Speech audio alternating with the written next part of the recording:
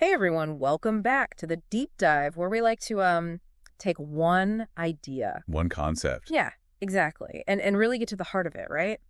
So today, Today's going to be good.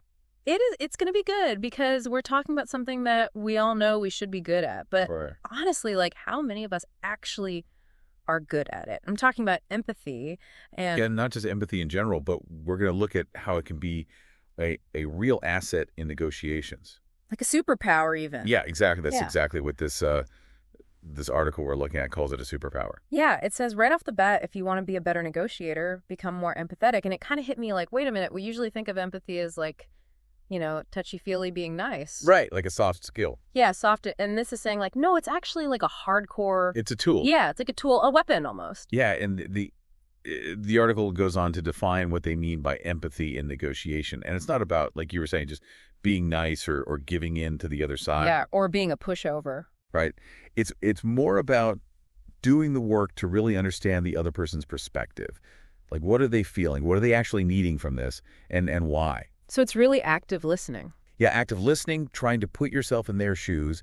And the article argues that when you do that, when you really try to see things from their side, that's when you can unlock the real potential of the negotiation. So you're saying by understanding their deeper motivations, you can kind of get past that surface level back and forth. Exactly. Yeah. Because you start to see what's really driving them. And that allows you to find solutions that actually address those deeper needs. And guess what? That makes it more likely that you'll get what you want too. Okay, so it's a win-win. Exactly. And the article also talks about how this kind of empathy-driven approach can actually help you avoid those nasty roadblocks that can pop up in a negotiation. Because you can kind of anticipate them, right? Yeah, you can anticipate them. Yeah. You can also come up with creative solutions that you might not have even considered if you weren't really trying to see things from their perspective. And the article says this all leads to like less tension, less conflict, More trust. more trust, and agreements that are more likely to actually last. Yeah, because if both sides feel like they've been heard and understood, they're more likely to be committed to the agreement in the long run. So it's not just about getting to yes, it's about getting to a yes that everybody can live with. And that can be a foundation for a good working relationship going forward. Right. Okay, so we're sold on the idea, but how do we actually put this into practice? Like how do we actually become more empathetic negotiators? Well, the article highlights a few key things. One is to pay really close attention to what the other person is saying, and not just their words, but also their tone, their body language, any kind of emotion they're expressing. Reading between the lines. Exactly. And then it's about asking questions to make sure you're really understanding their point of view, even if you don't agree with it. So it's like that quote by Stephen Covey that the article mentions, seek first to understand, then to be understood. Right.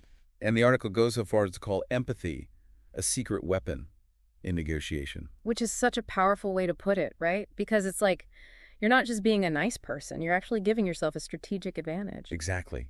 And, when you think about it that way, it's like, wow, maybe empathy is something we should all be working on a little harder. So let's recap the main points here.